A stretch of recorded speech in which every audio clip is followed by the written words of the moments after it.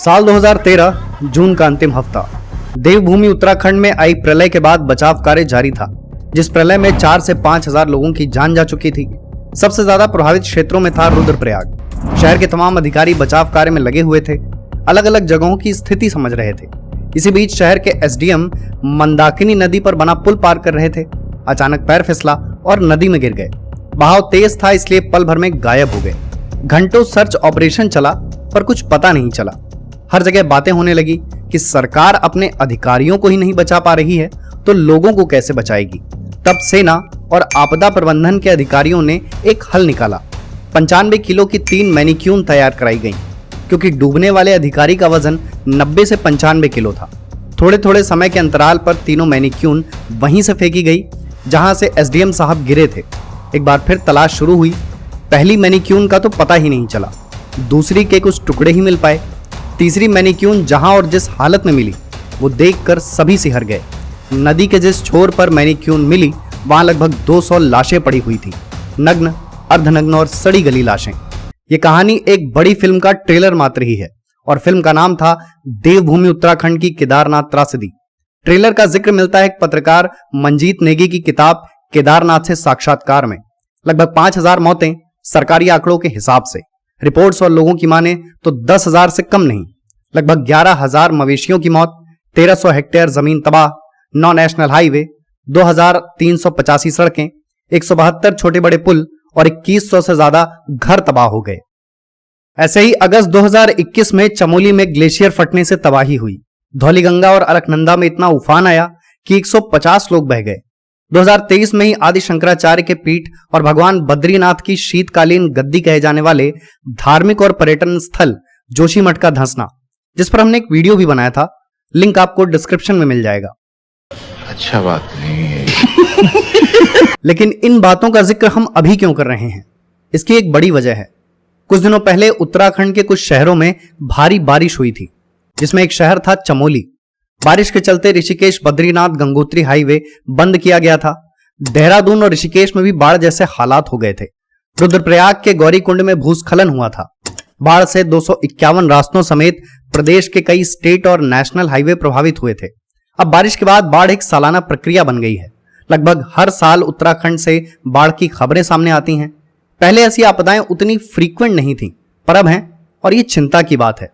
भले हम उत्तराखंड या किसी ऐसे पहाड़ी राज्य में नहीं रहते जहां बाढ़ जैसी प्राकृतिक आपदाएं बढ़ी हैं, पर उनके बारे में सोचना और बात करना जरूरी हो गया है। 2023 में एक और राज्य था जहां बारिश ने उत्तराखंड से कहीं ज्यादा तबाही मचाई, और वो है हिमाचल प्रदेश। मंडी, शिमला, कुल्लू, सिरमौर, कांगड़ा समेत कई शहर बाढ़ की चपेट में आए। 71 लोगों की मौत हुई, 7500 करोड़ का नुकसान हुआ। लगभग 1200 रास्ते बंद हैं, 1235 पानी की स्कीम्स ठप हैं। किसानों को भी भारी नुकसान हुआ है। हिमाचल में बाढ़ का हाल उत्तराखंड जैसा ही है। 2-3 साल में एक आध बार बाढ़ आती ही है। यहां सबसे पहला सवाल आता है कि इसकी वजह क्या है। वजह तो कई हैं। दोनों राज्यों में कुछ वजहें कॉमन हैं और कुछ अलग हैं, लेकिन दोनों में बाढ़ एक बड़ी चुनौती है। तो पहले बात करते हैं उत्तराखंड की। देवों की भूमि कहा जाने वाला उत्तराखंड पर्यटन के लिहाज से एक बड़ा और अहम राज्य है। सरकारें हमेशा से पर्यटन को बढ़ावा देने के लिए योजनाएं लेकर आती रही हैं। योजनाओं का मतलब है विकास, और विकास का मतलब है निर्माण कार्य। बद्रीनाथ धाम के पुनर्निर्माण की योजना हो, या ऋषिकेश से कर्णप्रयाग तक रेलवे लाइन बिछाने का काम, ऑल वेदर रोड हो, या हर की पौड़ी का कॉरिडोर, ये परियोजनाएं जरूरी तो हैं, खासकर 2 वजहों से। पहला, उत्तराखंड के विकास के लिए। दूसरा, राज्य में पर्यटन को बढ़ावा और पर्यटकों को सुविधा देने के लिए। लेकिन ऐसे बड़े प्रोजेक्ट्स में जहां नियमों की अनदेखी और जरा सी लापरवाही होती है, वहां बात बिगड़ने लगती है। उत्तराखंड साल 2000 में अस्तित्व में आया। इसे 2 हिस्सों में बांटा गया, कुमाऊं मंडल और गढ़वाल मंडल। कुमाऊं मंडल में जितने पहाड़ हैं वो पत्थर के बने हैं, जिन्हें रॉक माउंटेन कहा जाता है। ये मजबूत होते हैं, इसलिए कुमाऊं मंडल में आपदाओं से कम नुकसान होता है। वहीं गढ़वाल मंडल के पहाड़ भुरभुरी रेत और मिट्टी के बने होते हैं, इसलिए यहां लैंडस्लाइड की घटनाएं और बाढ़ से होने वाला नुकसान ज्यादा होता है। ये तो प्राकृतिक कारण थे। अब आते हैं कृत्रिम यानी इंसानों के द्वारा बनाए गए कारणों पर। उत्तराखंड में बाढ़ और आपदाओं के 2 बड़े कारण हैं, पहाड़ों का कटाव और अवैध खनन। चाहे जोशीमठ का धंसना हो या चमोली में बाढ़, एक जगह एनटीपीसी सुरंग बना रही थी और दूसरी जगह हाइड्रो पावर प्लांट का काम हो रहा था। पिघलने वाले ग्लेशियर्स भी बाढ़ का एक बड़ा कारण होते हैं। बांधों और नदियों की दिशा बदलने के बाद भी बाढ़ की संभावनाएं बढ़ जाती हैं। पेड़ों का काटा जाना और नए पेड़ नहीं लगाना और पहाड़ों को काटने के लिए किए जाने वाले विस्फोट भी बाढ़ की वजह बनते हैं। इन वजहों से प्रदेश की जियोलॉजिकल कंडीशन बिगड़ती है और बाढ़ का खतरा बढ़ता है। उत्तराखंड का अधिकतर इलाका नई हिमालयन रेंज में आता है। नई माउंटेन रेंज होने की वजह से 30 से 40 फीट की ऊपरी सतह पर केवल मिट्टी ही है। इन इलाकों में थोड़ी हलचल होने पर वो अपनी जगह छोड़ देते हैं और लैंडस्लाइड होती है। बाढ़ आने पर स्थिति और डरावनी हो जाती है। हाल फिलहाल में वीकेंड टूरिज्म ने भी उत्तराखंड और हिमाचल जैसे राज्यों को काफी नुकसान पहुंचाया है। गाड़ियों के कारण पहले तो प्रदूषण होता है और हिमालय की इकोलॉजी का भी नुकसान होता है। यहीं से हिमाचल में आई बाढ़ की वजहों की शुरुआत होती है। हिमाचल और उत्तराखंड में बाढ़ के कुछ कारण तो एक जैसे हैं, लेकिन कुछ अलग हैं। यहां भी कारण दो हिस्सों में बटे हुए हैं। पहले जो प्राकृतिक हैं और दूसरे जो हम इंसानों के बनाए हुए हैं। हिमाचल की माउंटेन रेंज भी छोटे बच्चे जैसी है, ग्रोइंग स्टेज है। वो अभी तक अपने अंतिम आकार में नहीं आई है। माउंट एवरेस्ट की ऊंचाई भी हर साल 1 सेंटीमीटर से ज्यादा बढ़ रही है। यानी इस माउंटेन में होने वाली कोई भी कंस्ट्रक्शन एक्टिविटी पूरी सावधानी के साथ होनी चाहिए। कंस्ट्रक्शन के दौरान हर उस नियम का ध्यान रखा जाना चाहिए जो यहां के लिए पहले से तय किए गए हैं। जैसे पहाड़ों पर सड़क बनाते समय आसपास थोड़ी जमीन छोड़ी जाती है, जिससे लैंडस्लाइड के समय होने वाली तबाही का असर रास्तों पर कम हो, लेकिन ऐसा किया नहीं जाता। 4 लेन रास्ते बनाते समय उतनी जमीन ली ही नहीं जाती जितनी जरूरी होती है।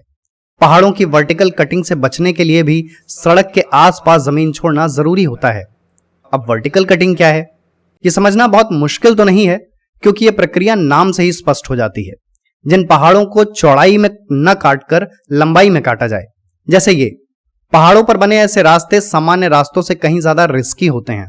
हिमाचल प्रदेश में यह भी देखा गया है कि अक्सर पहाड़ों की कटिंग से पहले उन पर रिसर्च नहीं की जाती।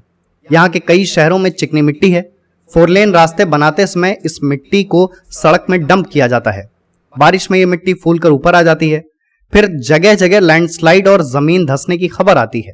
व्यास नदी में माइनिंग न होना भी हिमाचल में बाढ़ का एक बड़ा कारण है। सुनने में अजीब लग सकता है, पर यह सच है। इस नदी में कई सालों से माइनिंग नहीं हुई है।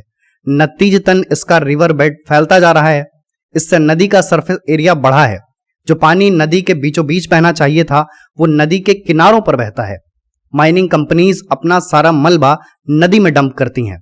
स्थानीय घरों के निर्माण का मलबा भी नदी में डंप किया जाता है, जिसके चलते बरसात के समय नदियां खतरों के निशान से ऊपर बहती हैं और बाढ़ के हालात बनते हैं। बाकी पेड़ काटना, नए पेड़ों का नहीं लगाया जाना और वीकेंड टूरिज्म जैसे कारण तो हिमाचल के साथ भी हैं।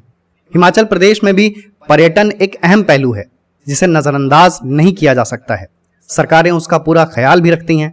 प्रदेश के लिए योजनाएं बनाते समय पर्यटन का खास ध्यान रखा जाता है, लेकिन पर्यटकों को भी समझना होगा कि उनकी आवाजाही से प्रदेश की जियोलॉजिकल सिचुएशन बिगड़नी नहीं चाहिए। European space agencies climate change initiative नाम की संस्था है, जिनका कहना है कि पिछले 3 दशकों में दोनों राज्यों में शहरीकरण यानी अर्बनाइजेशन बढ़ा है। 1992 से लेकर 2015 के बीच यही शहरीकरण 10 गुना तक बढ़ा है। ये बदलाव आपदा की संभावना बढ़ाता है, क्योंकि बीते दशकों में शहर भले बसाए गए हैं, पर उन्हें आपदाओं के लिए तैयार नहीं किया गया है। उत्तराखंड और हिमाचल का औसत तापमान भी बढ़ा है और देश के दूसरे राज्यों की तुलना में कहीं ज्यादा बढ़ा है। ऐसे में ग्लेशियर्स का पिघलना भी एक बड़ी मुश्किल बन जाता है। बरसात के समय मुसीबत और बढ़ जाती है। ग्लेशियर से आने वाला पानी उतनी बड़ी मुसीबत ना बने अगर वो पानी जमीन के नीचे चला जाए, पर शहरीकरण के दौरान ऐसी बातों का उतना ध्यान ही नहीं रखा जाता। अब तो ऐसे केस भी देखे जा रहे हैं जब एक साल में 2 बार बाढ़ आती है। कुछ जानकार इस बाढ़ के लिए 3 कारणों को सबसे अहम मानते हैं। पहला, क्लाइमेट क्राइसिस। दूसरा, हिमालय का यंग माउंटेन रेंज होना, जो अभी तक जियोलॉजिकली एक्टिव है। उनमें अभी तक टेक्टोनिक एक्टिविटीज जारी हैं। आसान भाषा में, इन पहाड़ों का एडजस्टमेंट अभी तक हो रहा है। तीसरा, सोचे समझे बिना किया जाने वाला इंफ्रास्ट्रक्चरल डेवलपमेंट और कंस्ट्रक्शन वर्क। हालांकि हम इन तीनों वजहों पर बात कर ही चुके हैं, पर इनका जिक्र फिर से करना इसलिए जरूरी हो जाता है क्योंकि तीनों फैक्टर दोनों राज्यों में कॉमन है। इसके अलावा हिमाचल और उत्तराखंड में बाढ़ का एक और बड़ा प्राकृतिक कारण भी है, वेस्टर्न डिस्टर्बेंस और मॉनसून ट्रफ के बीच होने वाला इंटरेक्शन। वेस्टर्न डिस्टर्बेंस एक तरह का लो प्रेशर सिस्टम है जो मेडिटेरेनियन रीजन से आता है, और मॉनसून ट्रफ मॉनसून बेल्ट के आसपास का लो प्रेशर जोन है। इन बातों का एक साफ मतलब है कि बाढ़ दोनों ही राज्यों के लिए कोई नई मुसीबत नहीं है, पर बीते कुछ समय से इंसानों ने इसे बड़ी मुसीबत बनाने में पूरा योगदान दिया है। और ये तो कुछ बड़े कारण थे, न जाने कितने छोटे कारण होंगे जिनका हमने जिक्र ही नहीं किया। ऐसे कारण जो इंसानों की मामूली लापरवाहियों से पैदा होते हैं, पर उनकी तरफ किसी का ध्यान ही नहीं जाता है। हमने लगभग साल भर पहले असम फ्लड पर एक वीडियो बनाया था, इसका भी लिंक डिस्क्रिप्शन में मिल जाएगा। वीडियो में हमारी एक ही शिकायत थी कि असम में बाढ़ एक मुश्किल ही नहीं, चुनौती बनती जा रही है। बीते एक दशक में असम में बाढ़ लगभग हर साल आती है, और महज आती ही नहीं है बल्कि आपदा की सूरत में आती है। सैकड़ों जानें चली जाती हैं, पूरा का पूरा शहर डूब जाता है, और हम जैसे लोगों को पता ही नहीं चलता। हम जैसों का मतलब हम नॉर्थ इंडियंस। हम में से कितने ही लोग जानते थे कि 2022 की असम की बाढ़ में 200 लोगों ने जान गंवाई और दक्षिण असम का सबसे बड़ा शहर सिलचर डूब गया। देश का कोई भी राज्य देश के लोगों से ऐसी उदासीनता और ऐसा बर्ताव डिजर्व नहीं करता। असम के लोगों के बाद अगर असम के लिए कोई पहल कर सकता है तो वो देश के लोग ही हैं। तो ऐसी स्थिति उत्तराखंड और हिमाचल के लिए नहीं पैदा होनी चाहिए। बाढ़ जैसी आपदा को गंभीरता से लिया जाना चाहिए। कैसे 40 से 50 मौतों वाली हेडलाइन पढ़कर हम आगे बढ़ जाते हैं, फिर चंद मिनट्स में भूल भी जाते हैं। ऐसा नहीं होना चाहिए, कम से कम मानवता के आधार पर तो कतई नहीं। अगर देश के किसी राज्य के लोग परेशानी झेलते हैं या मुश्किल में पड़ते हैं तो उसके लिए सभी को चिंतित होना पड़ेगा। ये तो सरकार का काम है, कह देने भर से बात नहीं बनेगी। उनकी मदद के लिए आगे आना पड़ेगा, कोशिश करनी पड़ेगी। कम से कम उस राज्य के लोगों को ऐसा एहसास नहीं होना चाहिए कि आपदा में वो पूरी तरह अकेले हैं। वहीं सरकारों को भी पहले से सचेत रहना होगा, क्योंकि बाढ़ जैसी आपदाओं का मुख्य कारण अव्यवस्था और लापरवाही ही है। अगर सरकारें सचेत हों तो इतनी बातें करने की जरूरत ही क्यों पड़े। पहाड़ पहले ही संवेदनशील होते हैं, उनके साथ संजीदगी से पेश आना होगा, सरकारों को और लोगों को भी। इन शॉर्ट, राज्यों के लिए बाढ़ एक बड़ी मुश्किल बन चुकी है, पर वो चुनौती नहीं बननी चाहिए। इन खूबसूरत राज्यों की खूबसूरती बनाए रखना हमारे हाथों में है। हमें ध्यान रखना होगा कि उनकी सूरत बिगड़ने ना पाए। बाढ़ जैसी आपदाएं हिमाचल, उत्तराखंड और असम जैसे राज्यों की सुंदरता बिगाड़ती हैं, उन्हें नुकसान पहुंचाती हैं। ऐसी तमाम अव्यवस्थाओं के बारे में सोचना होगा और हम सभी को मिलकर पहल करनी होगी।